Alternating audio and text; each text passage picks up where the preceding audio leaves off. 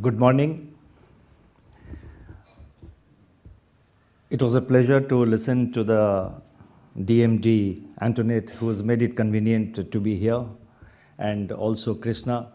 And I would at the outset like to compliment them for bringing out this publication, which is going to be released today. It's extremely relevant and very timely. Now, good morning to all of you, this distinguished gathering, and I'm delighted to have been invited by the IMF to join this distinguished gathering here today to discuss pathways to what was described as resilient, sustainable, and inclusive growth in South Asia. I'm happy to note that the conference proceedings will be anchored by research findings and policy recommendations of the book titled South Asia's Path to Resilient Growth. In the current international setting, global trade and growth outlook appear quite uninspiring, and policies have to be conducted amidst a whirlwind of uncertainty. At such critical times, conferences of this nature can help us better understand the evolving scenarios and policy trade-offs, which are not easy in the current times. In my address today, I propose to briefly cover some of my thoughts on South Asia's current macroeconomic challenges and policy priorities. Looking back into history, the South Asian region has been a key hub of ideas. It is one of the youngest regions in the world. The average growth rate in the region has accelerated from 3% in the 1970s to about 7% in the latest decade, that is in the pre-pandemic period.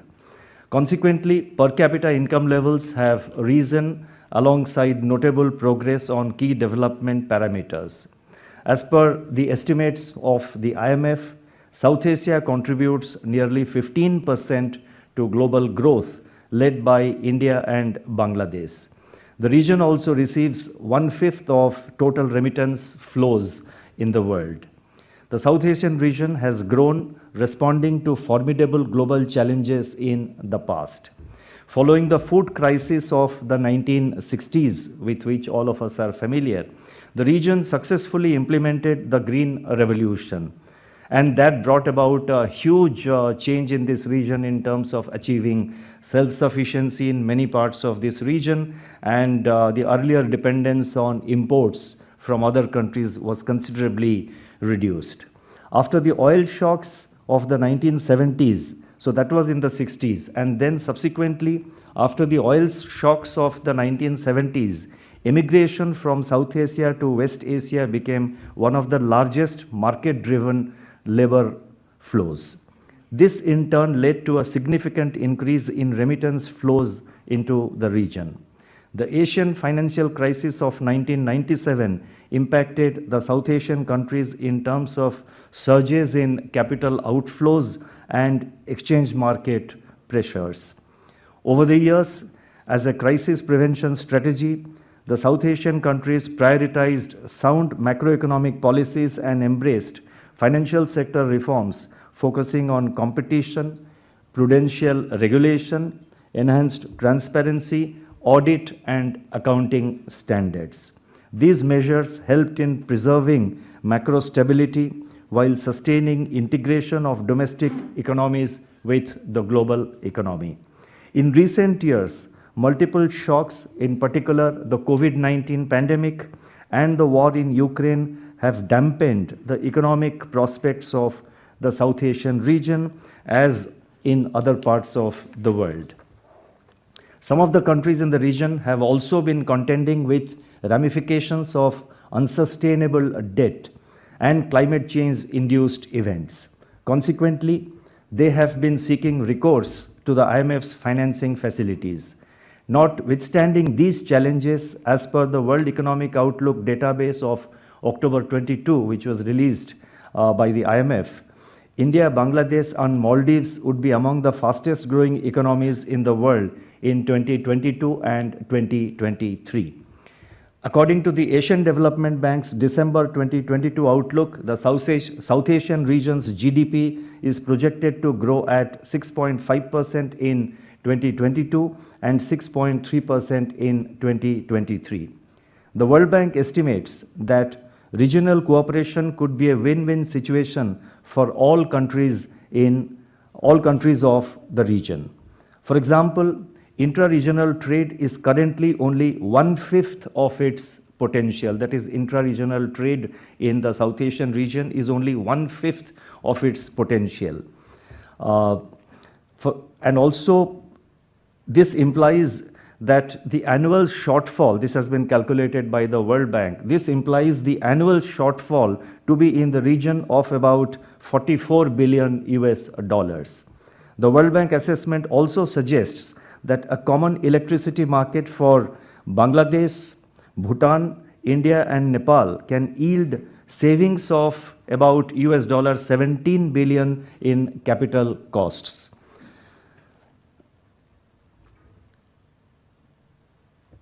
Investment in transport and logistics could also help reduce the cost of container shipments in South Asia. According to a study by the IMF, which was conducted in 2019, on South Asia, more than 150 million people will enter the South Asian labor force by 2030.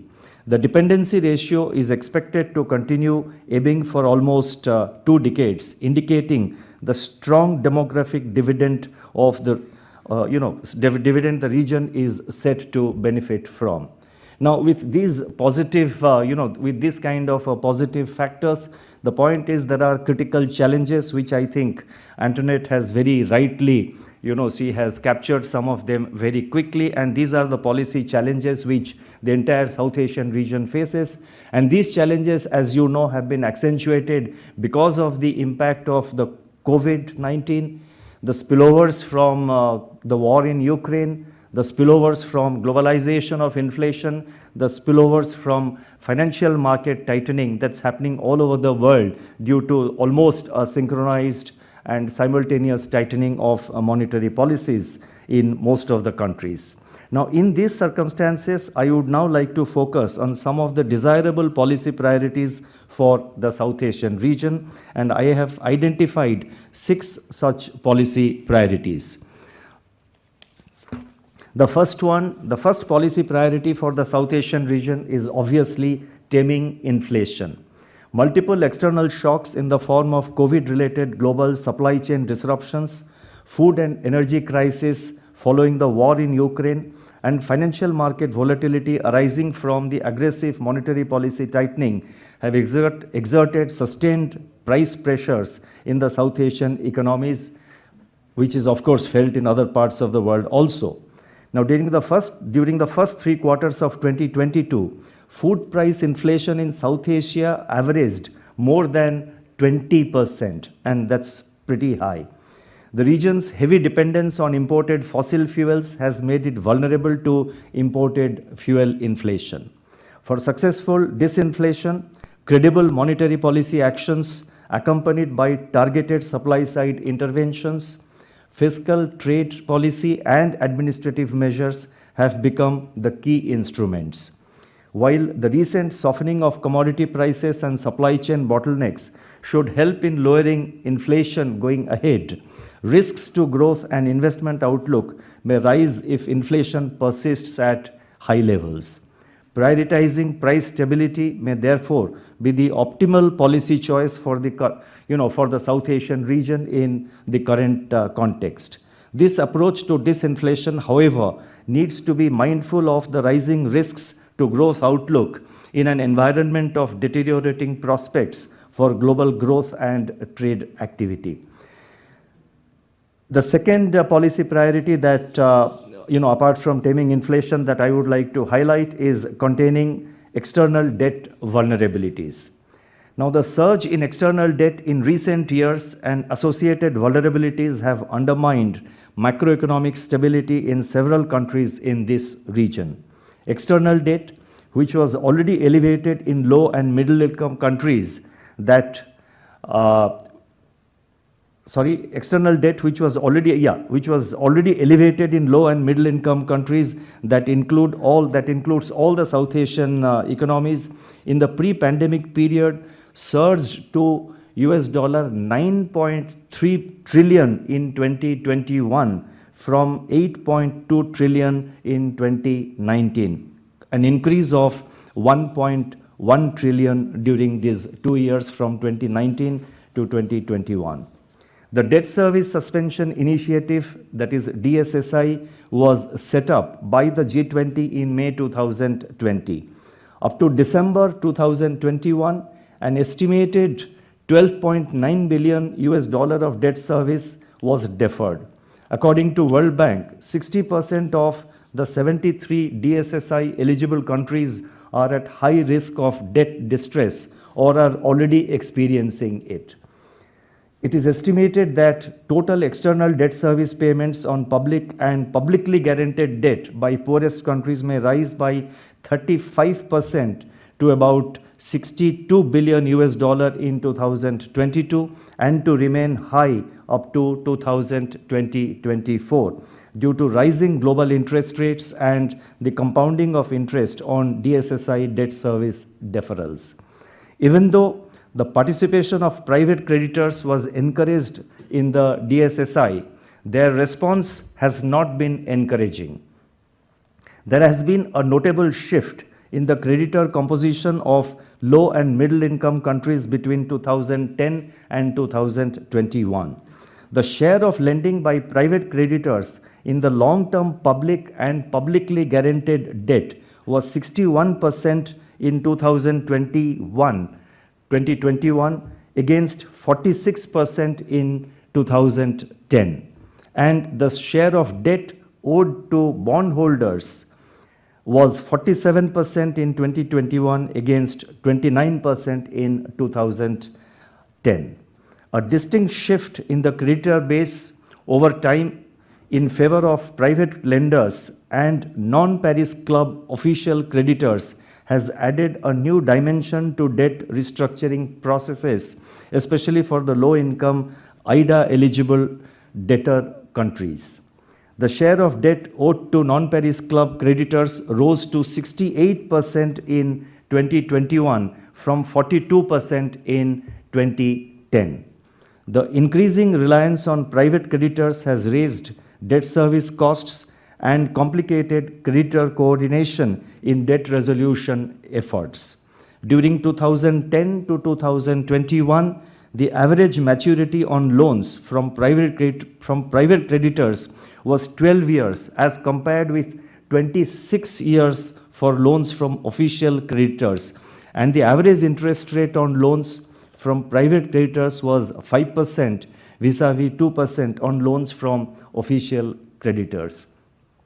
Now, in this context, the role of multilateral organizations, but I have given too many data. Now it's, I thought actually for quite a while whether I should have it in a lecture or I should just leave it out. But I thought these are important pieces of numbers which are important to place things in perspective, which makes us understand the whole, the whole scenario much better, and also can guide us, especially the policymakers, the central banks and the fiscal authorities, to deal with these debt resolution efforts. A copy of my address will be uploaded in the RBI website soon after this address is over. So those of you who are interested may like to have a look at this, especially with regard to the numbers, if not the content or the arguments, but at least the numbers are important. Now, in this context, the role of multilateral organizations, particularly the IMF and the World Bank, it becomes crucial in making debt treatment efforts more effective, while also strengthening the mechanism of, I repeat, while also strengthening the mechanism of recording, reporting, and analysis of debt data so as to enhance transparency and preserve debt sustainability. The IMF's role in capacity building in the region, with a focus on region-specific macro dynamics, policy effectiveness challenges, and economic aspirations of the nations, would also be extremely useful. I now move to the third aspect of the third policy priority for the region, and this is in my view. That is with regard to, that focuses on raising productivity. While sustained and broad-based economic recovery remains the current policy focus, it is necessary to undertake deep structural reforms to raise the potential growth trajectories of the economies in the South Asian region. Ongoing global realignment of supply chains, green transition, and advances in technology offer new opportunities for investment and growth. But policies would need to create the congenial climate for attracting new private investment, with public sector taking the lead in areas that can create positive externalities such as infrastructure, health, and education.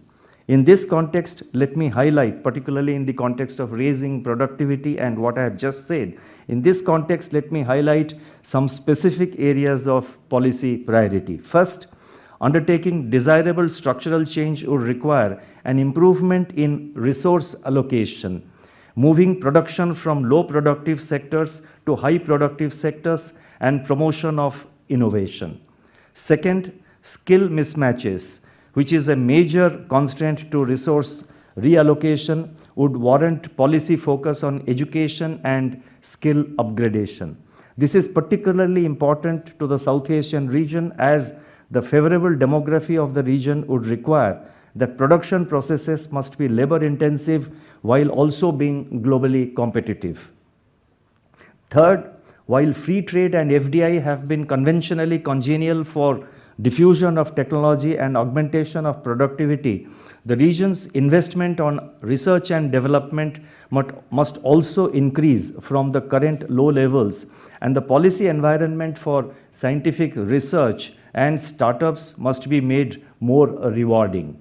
Fourth, investment in physical infrastructure consisting of energy, transportation, and telecommunication, which are prime drivers of productivity growth, also have to be enhanced. Infrastructure in the contemporary world of digital revolution would also include digital infrastructure, that is data centers, cellular towers, and fiber connectivity, with an emphasis on scalability and resilience. Fintech, e-commerce, edtech, health tech, and food tech are the new age growth propellers and need quality internet connectivity and reliable digital payment systems. I now turn to the fourth area of policy priority, and that is strengthening cooperation for energy security. The South Asian region has a high reliance on fossil fuels and imported energy, making the region vulnerable to volatile oil, gas, and coal prices. In view of the dominating influence of geopolitical factors in driving global energy market dynamics, the region needs to strengthen energy cooperation arrangements so as to enhance resilience to external shocks. India and Bangladesh have already agreed to enhance the sub-regional connectivity in the energy sector by linking the power grids of the two countries synchronously. The India-Bangladesh Friendship Pipeline project, which is a 130-kilometer pipeline joining Siliguri in West Bengal and Parbatipur in Bangladesh, would have a capacity to export petroleum products of 1 million metric tons per annum. Other examples of cooperation include transportation of petroleum, oil and lubricants across national jurisdictions. Similarly, cross-border petroleum product pipeline and joint venture hydroelectric projects are testimony to the immense scope for energy cooperation in the South Asian region. Harmonization of testing processes, performance and conservation standards, and labeling criteria for electrical appliances in the region can contribute to regional energy security by promoting cost savings and by boosting efficiency and trade. Integration of national power systems in the region could facilitate leveraging of untapped surplus hydropower while also giving fillip to development of solar and wind resources. Programs of bulk procurement and distribution of energy efficient appliances can be adopted by countries in the region. India, for example, has the Ujala scheme for distribution of LED bulbs at an affordable price. The next area, which is I think the fifth area of policy priority, is cooperation for greener economy in the region. South Asia is one of the most vulnerable regions to climate change because of its large population and degradation of natural resources. Extreme climate events, that is floods, droughts, heat waves, and unseasonal rains have increased over the past century.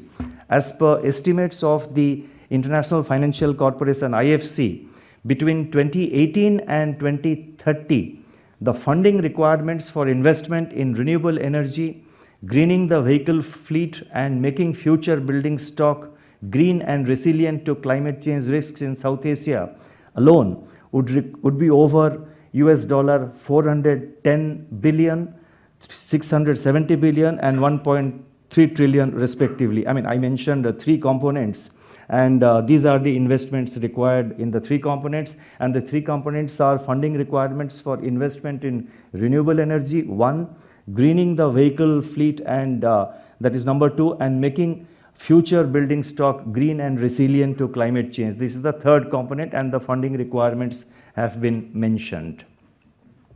Besides financing, access to technology and key minerals would also be critical for successful green transition.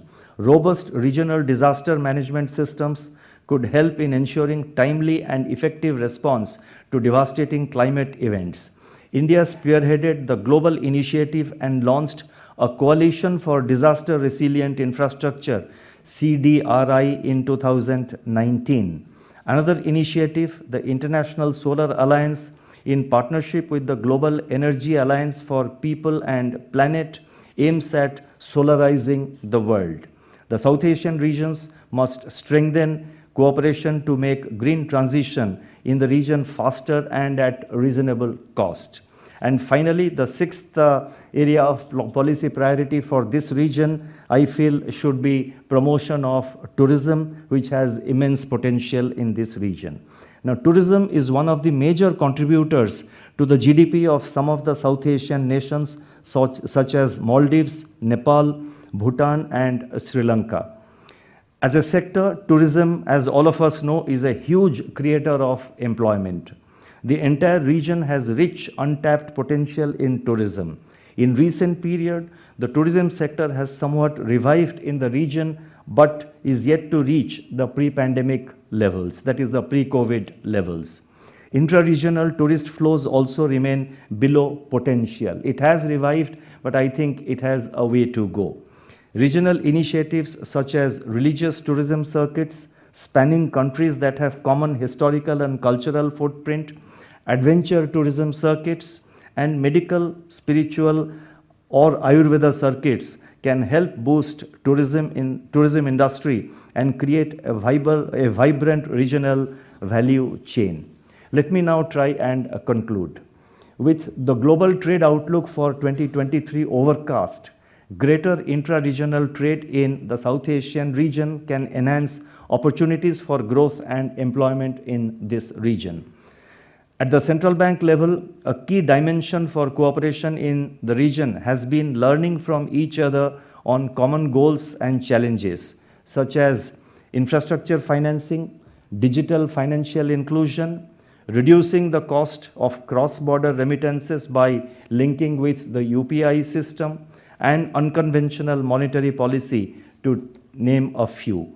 Rupee settlement of cross-border trade and central bank digital currency, where the Reserve Bank of India has already started moving forward, can also be areas of greater cooperation in the future.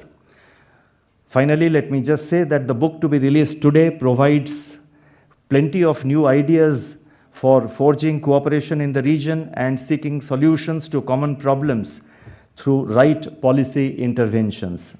I appreciate the efforts of the authors whose contributions have made this book possible. I do believe that the discussions during the day on policy choices will help us in reshaping the future prospects of the South Asian region. I'll stop here. Thank you very much for your hearing.